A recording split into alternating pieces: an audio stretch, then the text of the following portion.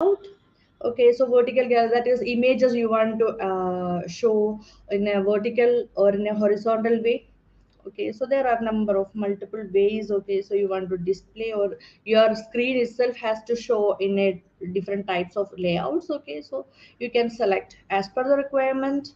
Then in a data table you want to add that also there. Then media container, horizontal container, a vertical container. Then media, image, objects, camera, barcode reader, videos, Microsoft Stream, microphone, picture, etc. So what kind of medias you want to add, like a blob objects, okay, you want to add, you can add that. Then charts, shapes, AI builder, mixed reality. So whatever, okay, you can add according to the controls. So I have added the first label, I have added over here employee name. So this app is actually for a leave request. So this is any HR in a department can use this app. So here this is a leave request form. Employee will enter the details and send for the approval, and here the particular manager, okay, who is the manager of that particular employee will approve that. So let's execute first, and then I will explain.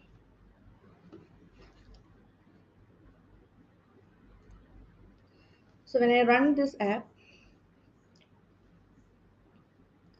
here I'm going to giving a name, employee name, then employee ID. It is a string data. You can add alphanumeric characters. Then leave, casual, sick. This is a combo box, or okay. So from here, any option can select, and the date of the, so 16th I have selected. From here click OK, and from here 16. Okay, this is a calendar, and duration days 1 day, and manager, and then I'm going to send. So here I got a message, submitted form for the approval. So the user got a message after completing or after sending the leave request form. So where the user will receive this, so here in the Teams. So this is the channel I have created. Okay, there is a Teams I have created, all leaves, and there is a channel I have created, that is the leave request. So this particular,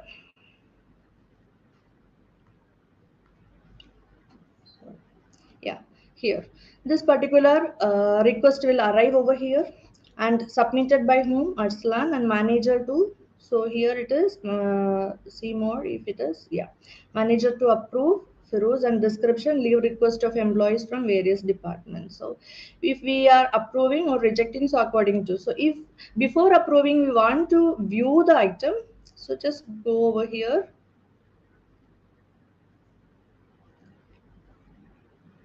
and then there you can see that the data saved in this SharePoint list. My SharePoint list is viewable.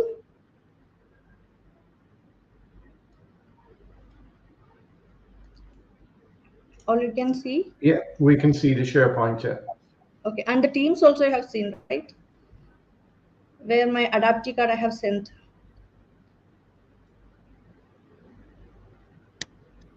Yeah, we can see the request. Yeah. Okay. Yeah. Okay, so this is my app, actually how it works. So by seeing this data, okay, whether he wants to approve, he can approve. So go there in the Teams. So here, this is the adaptive card. Just click on approve. So we don't see your Teams window if you've got Yeah, Yeah. a separate window. This is what I have asked. Okay, so Okay. let me share my. Yeah.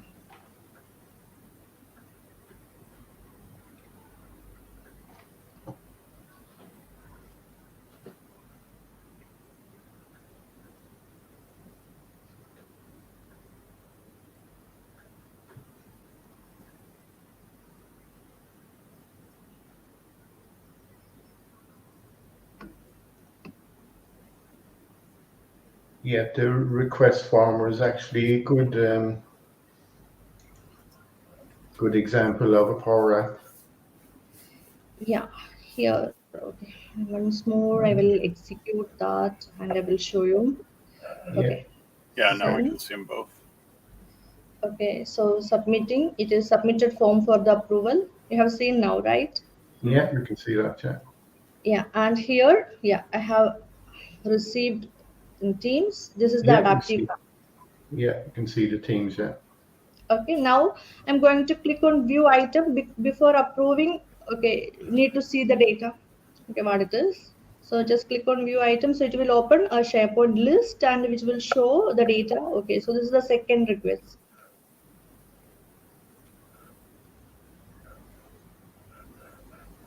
yeah, you can see that. Yeah, And then click on approve. Then here, thank you for your response. So it will give you a response. So this is my app actually working. Now here, for each controls, okay, so here I didn't reset, I didn't provide any reset. So that's what it is showing the data again over here.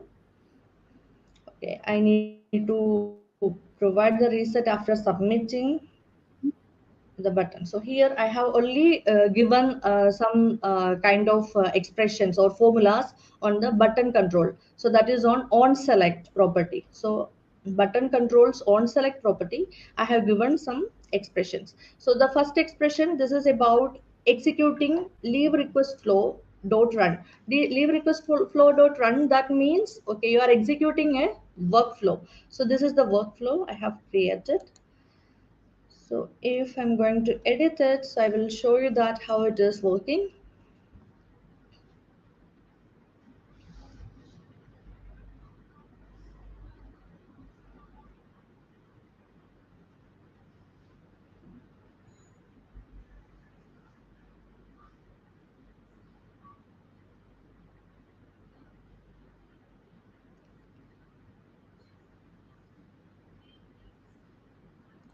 So this is the workflow I have created.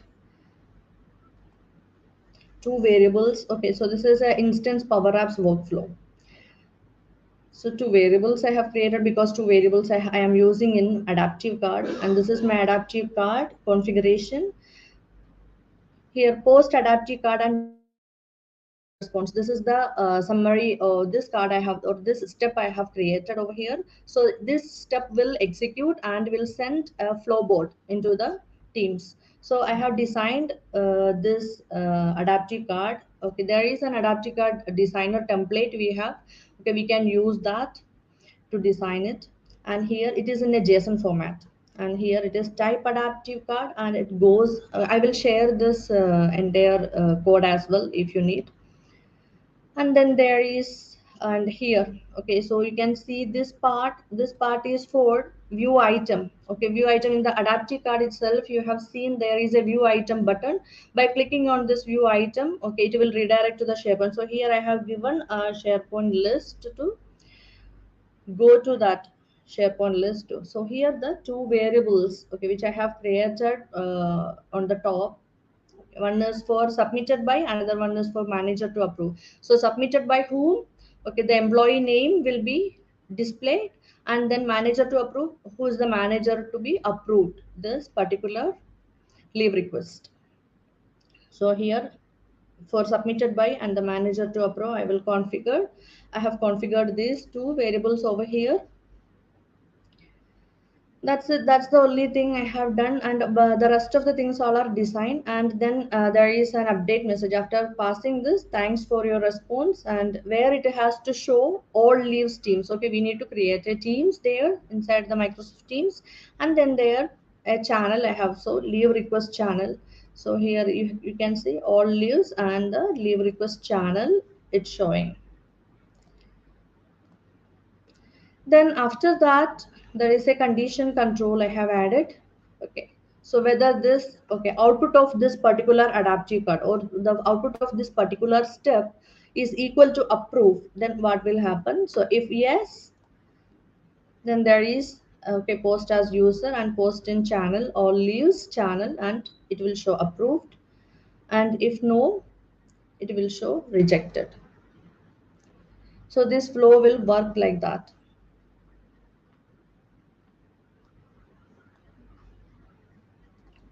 So here in the button, I'm calling this flow, okay, by using the run expression, and here two parameters need to add because two variables I have configured there. Okay, so this is the first variable value. So first variable value is this. Okay, so the text input one, and the second variable value, that is the manager name, that is this one, this particular value. So it will take the value from these two text boxes and it will show there in the adaptive card. And here patch function we are using for saving whatever the data, okay, we are adding, or we want to save it to the SharePoint list. So patch function for that.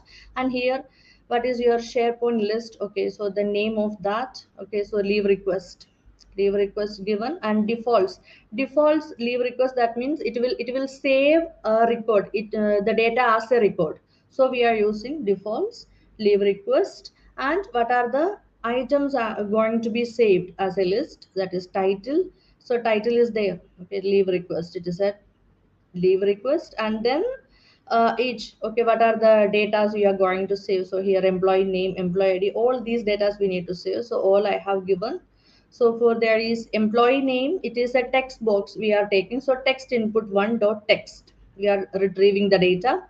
Then employee ID also, it is again it is a string format, so again dot text taking, and department also text. Leave type we are using here a drop down list. So here drop down dot selected text, so which text is user going to select, so that particular text will be saved there. Then from which date user selected, okay, so that selected date, so here selected date I have taken.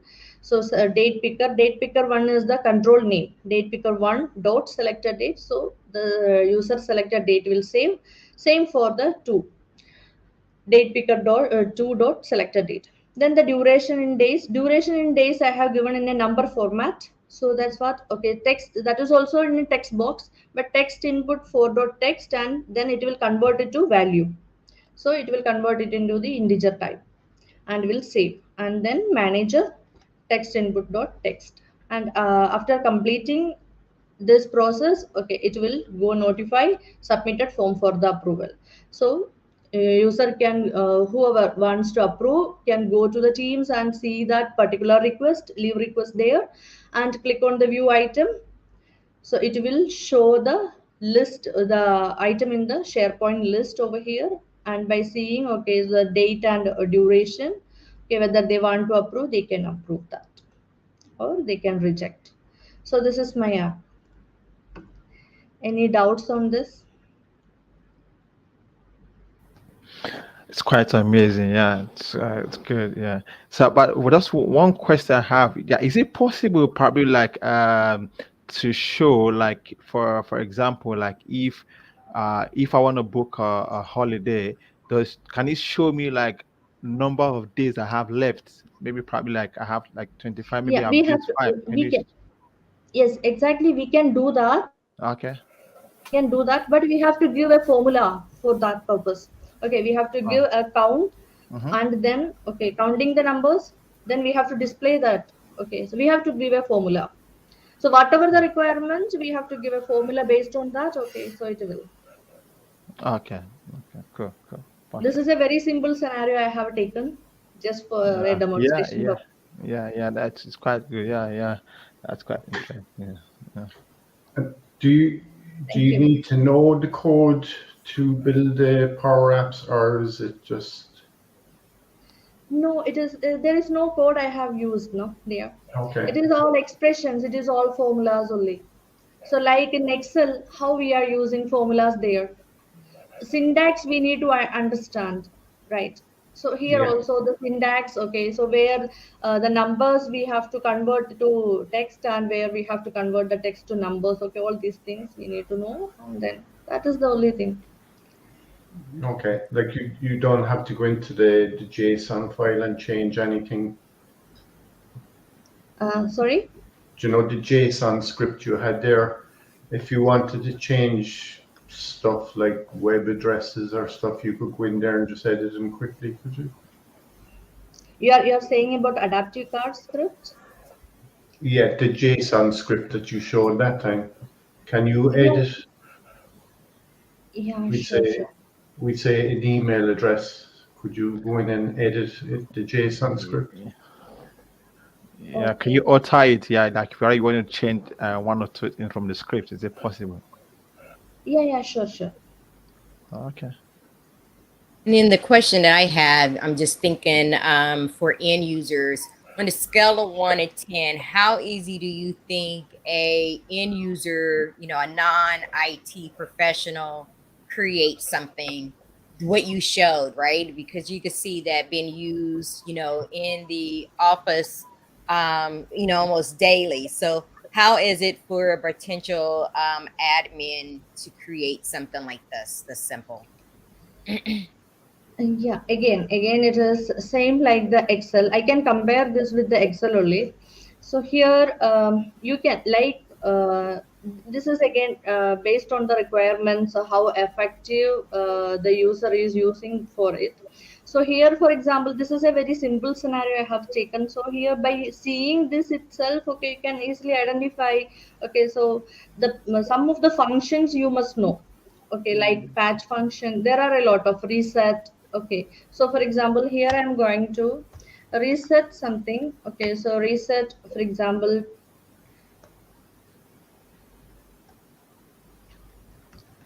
text input. Yeah, text input one dot text reset. Okay, so this value is going to be reset. Once you submit it. Sorry. Once you submit it or send it.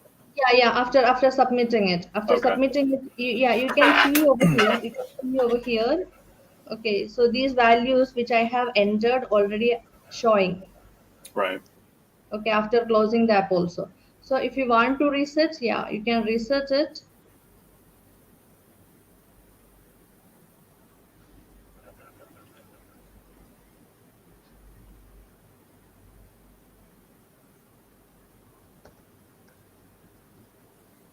So no text. Okay, then reset.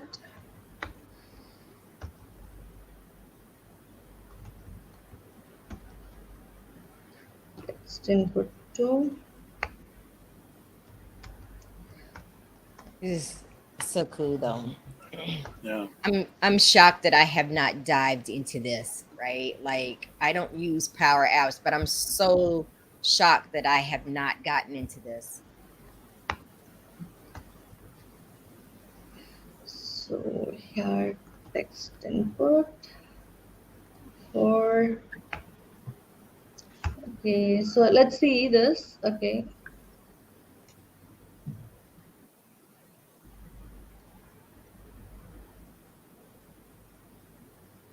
Okay, after this, okay, so whatever edit you have done, okay, then you should have to publish. This is the publish button. Okay, so click on publish this version.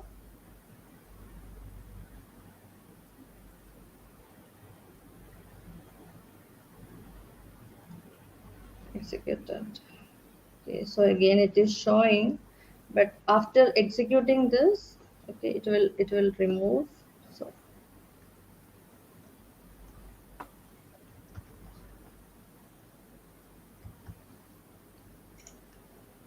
the casual. Okay, this is.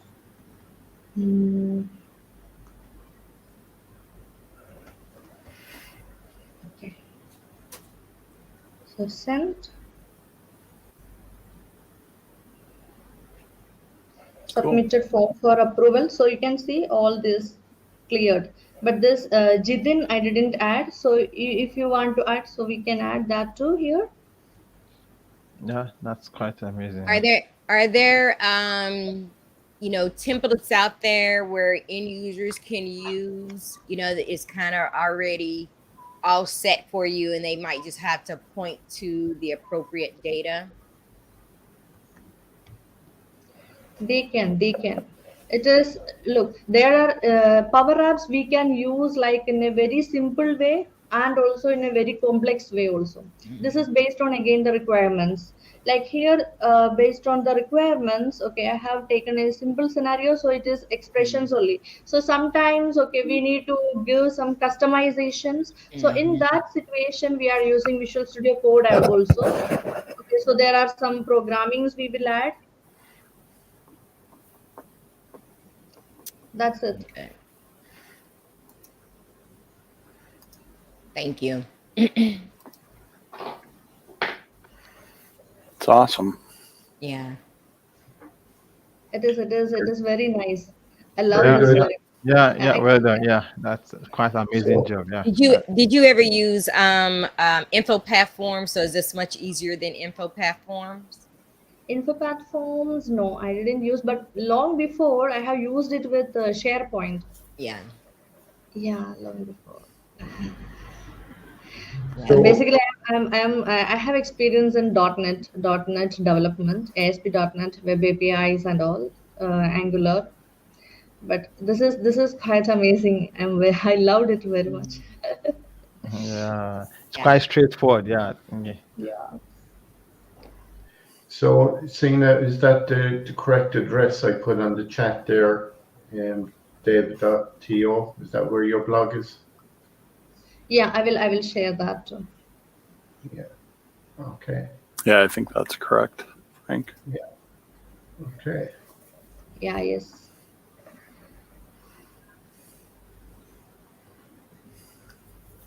Great. Okay. Cool. So just to go on to a different topic there, we were talking there earlier, Dan, about Azure Active Directory is going to be changed to the, I'll just share my screen there. 2 seconds now.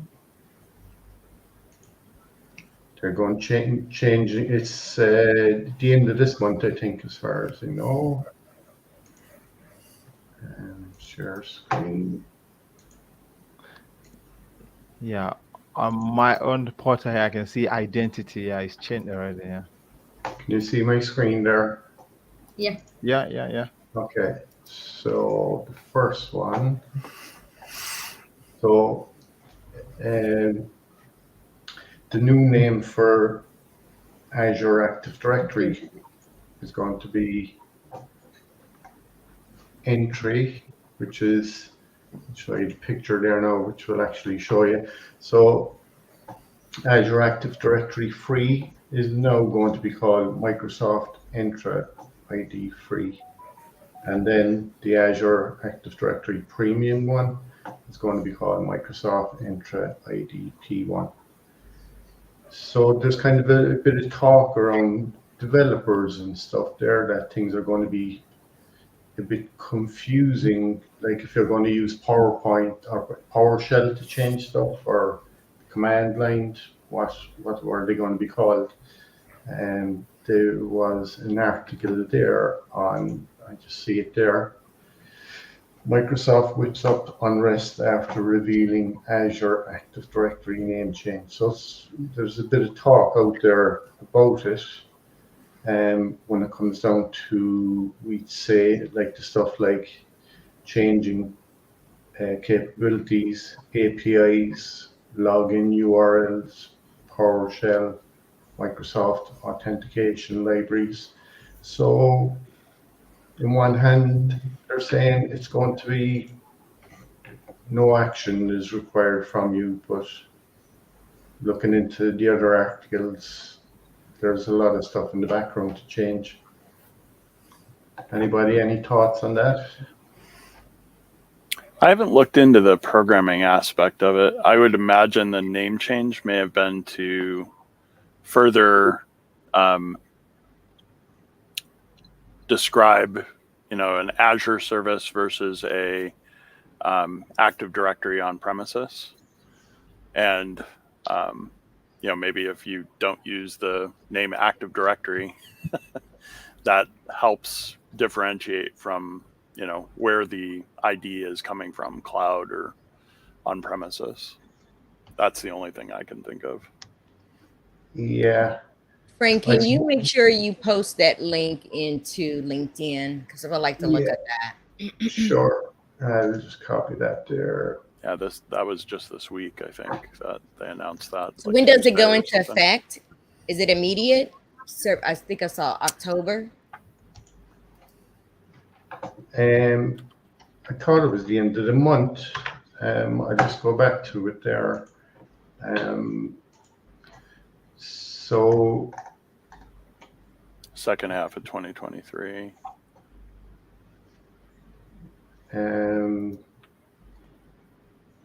Only the name is changing, they're saying there. So obviously all the other commands, like for APIs and stuff, are all going to stay the same. So there won't be any impact. So it's saying it's starting in July the 11th. And it's going to be, as you say, then completed at the end of 2023. So it's just explaining there where it actually is, like it's currently known as Azure Active Directory.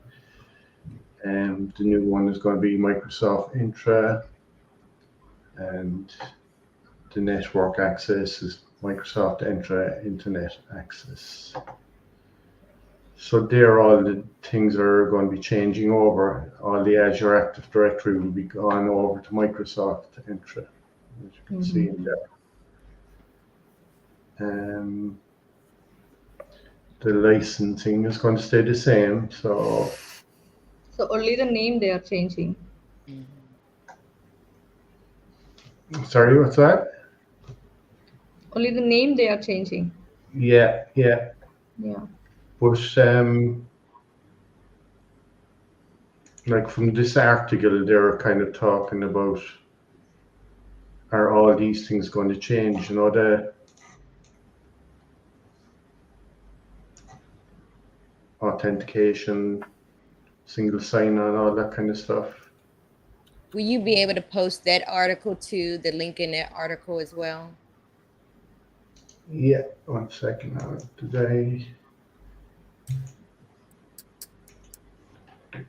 Yeah, that's in here already. See it in the chat there.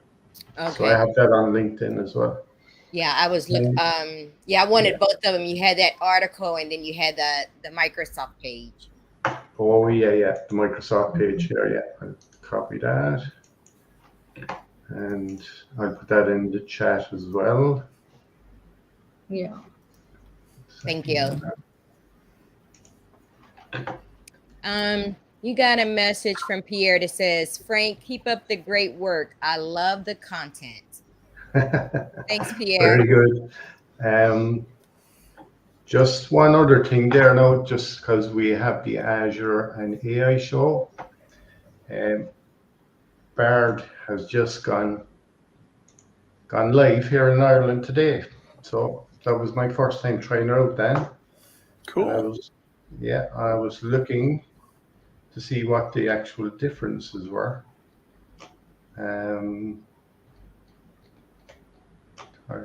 Here we go. So it was interesting to find out that ChatGPT doesn't actually access the internet. Everything is actually fed into it beforehand, into a database on its own. Whereas Bard has access to the internet.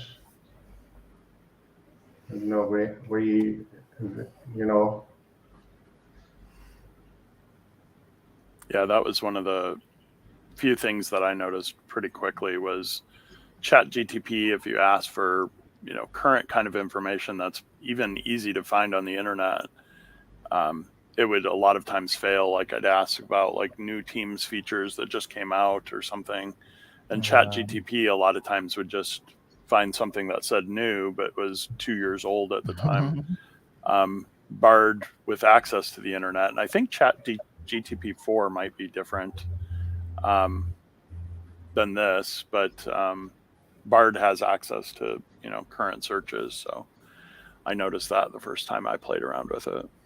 Yeah, I use Chat GPT a lot, and but they always give you a warning that current events are not available. And yeah. So as you can see there down the end, it says like answer questions based on internet data up to September 2021. So as you say, like the last 2 years, stuff is not up to date. They are always updating, Chat GPT. I don't know much about Google Bard, but I know that their site is really transparent. They let you know whatever they roll out and what's coming. So, like I said, I use it a lot.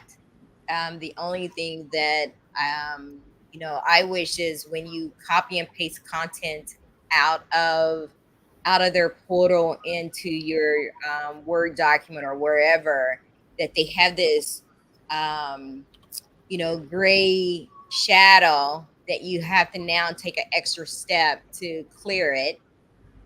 There's not an easy insert from their portal into your document. So it's a little clumsy in that sense. Okay. But Okay. I was a little amazed. I did a couple videos on it several months ago, and was pretty amazed on how the videos were like, how can you use it in the office, creating agendas or, quick guidelines for conference rooms, settings. And I was pretty amazed on how, a good draft that, administrative assistants could use. And I did a test on like posting some information on my website. So anything that kind of has some legal things involved, I was a little reluctant on that. So that's what my experience was with the Chat GPT. But it gives you a good draft to work with. Yeah, I was using ChatGPT and Bard there today to get some PowerShell commands to try and repair Windows. And ChatGPT was kind of coming up with old commands that wouldn't work. So it's definitely worth looking at both things, Yeah, I think I did one time too. I was just testing it to see. I said I knew the step-by-step instructions for whatever I was for a feature that I was working on, and I wanted to see what it would do. So you can't always rely on it. So people who are just going in. I think I saw on Tech Community once somebody did a generated response for a particular how to, and it was wrong. And but the person who on Tech Community did say, hey, this was Chat GPT generated, and so he got a little bit of backlash, like check your data before just posting it out here, right? So make sure you're checking, you're doing your facts check. Yeah, definitely, yeah.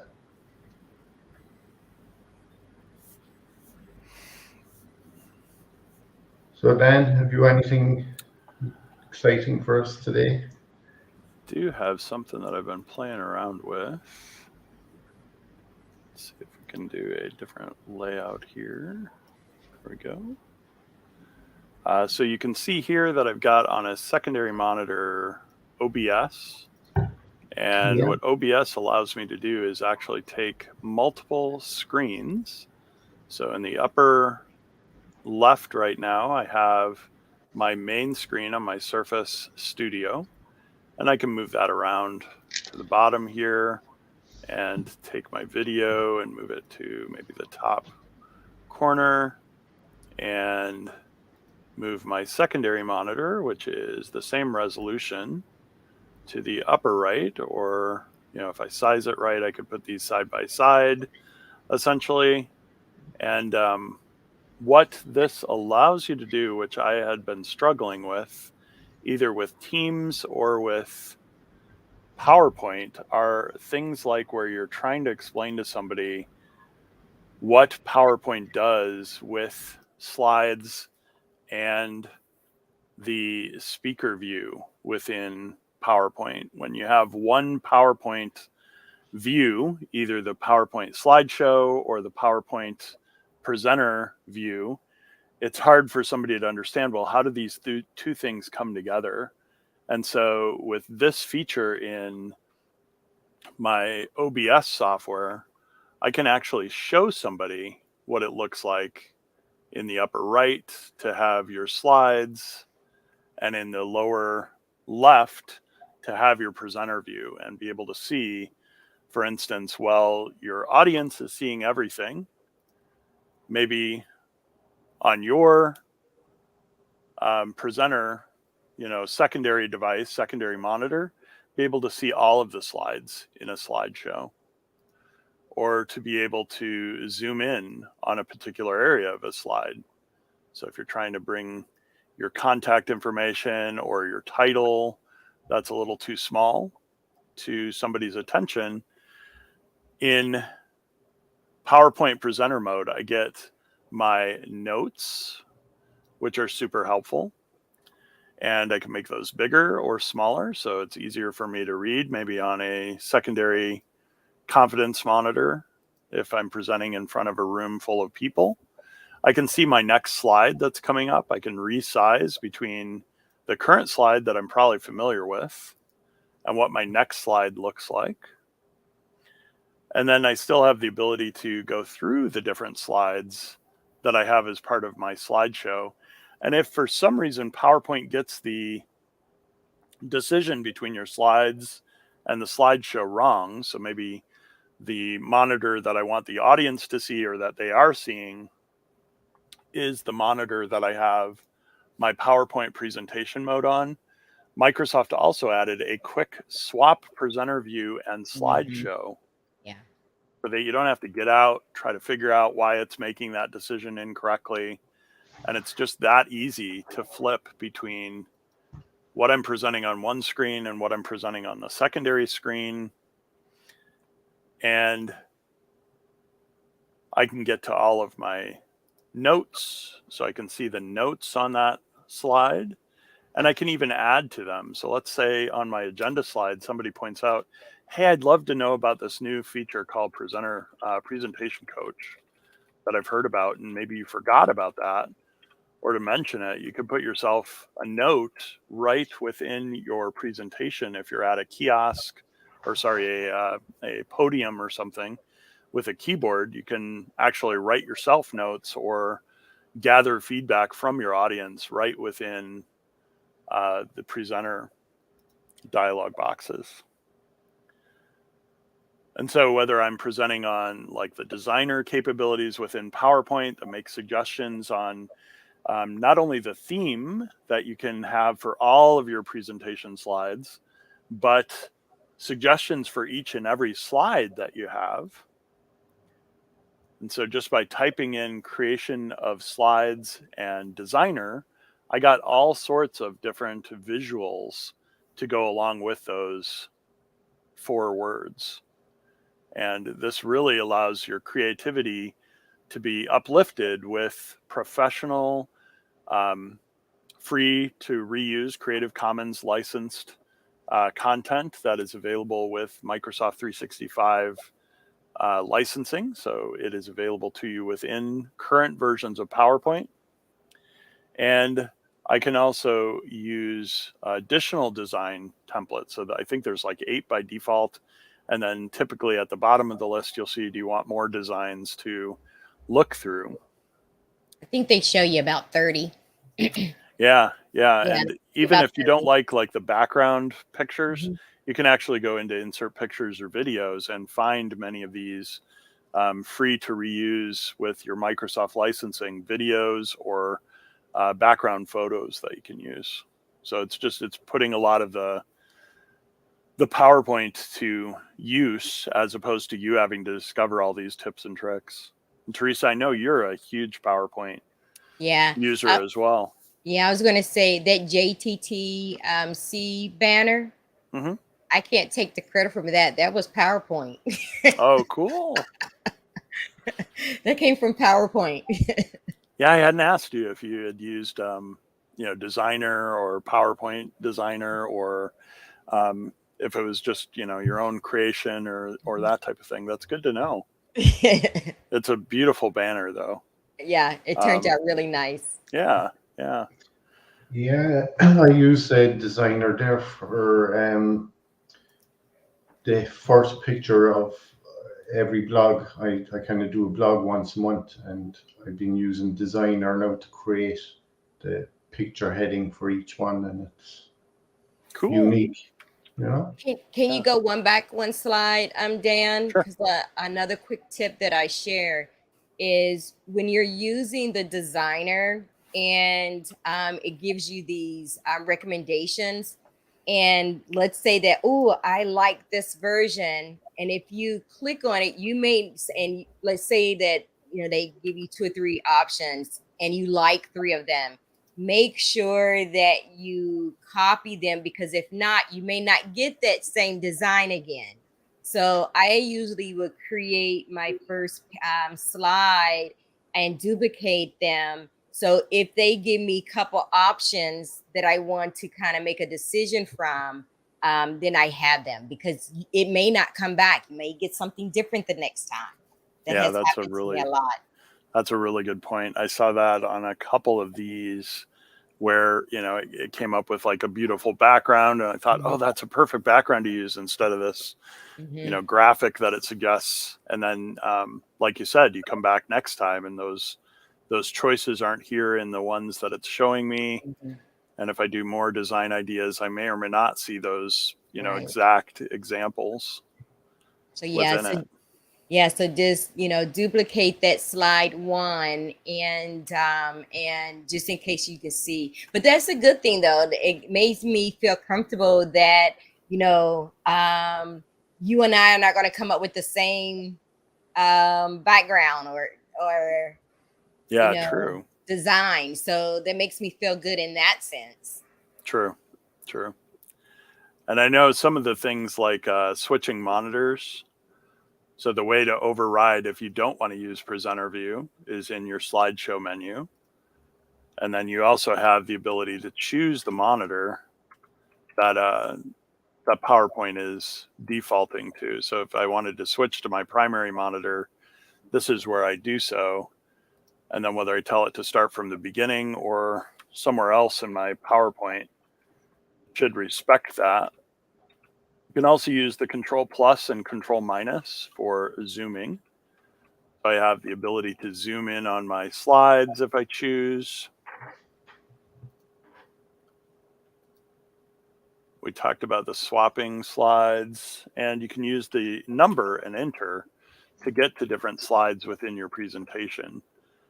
So the go to another shortcut, if I'm on slide 6 and I want to get back to slide 2, I can either use this handy set of squares that show me as the presenter all of my slides, so I don't have to have numbers memorized. Or if I'm in the midst of a presentation and I have access to a keyboard, I can hit 2 and enter, and I'm back on that second slide. So the number trick is something that I learned from someone, I don't remember who, probably a trainer or somebody at Microsoft, but I haven't seen well documented being able to navigate your slides that way. Teresa, do you know the blank slide tricks? I do. Those took me a while. I don't think I learned those until after I knew how to navigate your slide with numbers. Yeah. Now I didn't know that one though. I'm writing that one down. So it doesn't work in Teams, when you're doing PowerPoint Live, but it works if you're using just kind of standard PowerPoint. And I don't remember if it works in the web. You can do essentially PowerPoint presentations from the web version of PowerPoint. It doesn't have like the presenter mode then and some of the other things that a full PowerPoint has, but Yeah. the number trick, 33, if there's 38 slides, will take you right to slide 33. And it avoids a lot of the like build slides where, if you're on a presentation remote, I haven't learned the trick there either because you Yeah. don't have access to your keyboard. Yeah, I don't jump around slides a lot. I think that's the reason why I didn't know that trick. But you were talking about too the desktop version compared to the OneDrive. I mean, the web version. The one that I don't think a lot of people know is transitions, right? There's like 4 or 5 transitions that is not available in in the web version, right? So what happens is, end users spend a lot of time on what and think about the transitions that they want, and then when they go on Teams, those transitions don't work. And it's like for them, I will write them down because I know I have them listed. I'll put them in the post a little bit later on, but there's like 4 transitions and animations that does not work in the web version, and it's a couple of popular ones too. So Cool. yeah. So yeah. Have any of you used the Windows and M function? Windows and M in for minimize. So if you have something open and you're doing banking online and somebody comes in, you don't want to see them, hit those 2 buttons, all your screens hit the taskbar. Wow, that's good. How are you writing with that? Are you kind of have a pencil? Yeah, so I have a Surface Okay. Studio, and Windows key D also does something similar to that, Frank. But Windows key D for me minimizes everything to the desktop, even PowerPoint slideshows.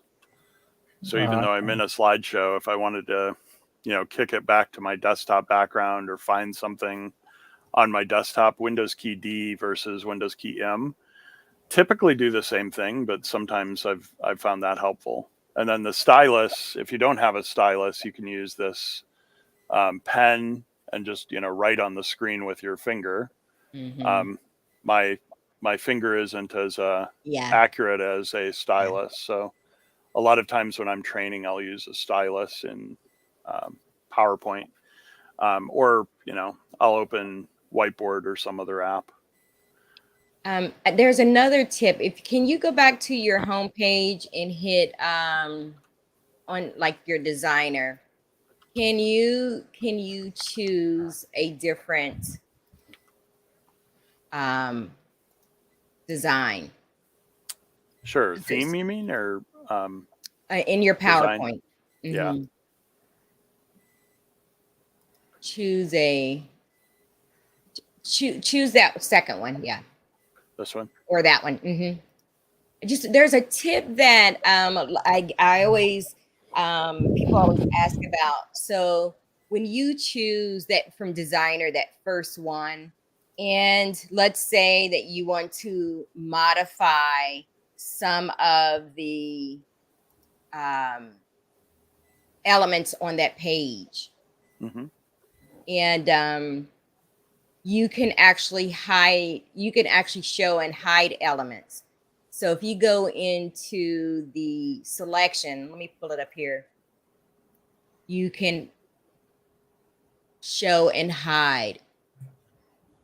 See where it says arrange. Click on arrange, because I think it's under there. Selection. All the way down at the bottom, selection pane.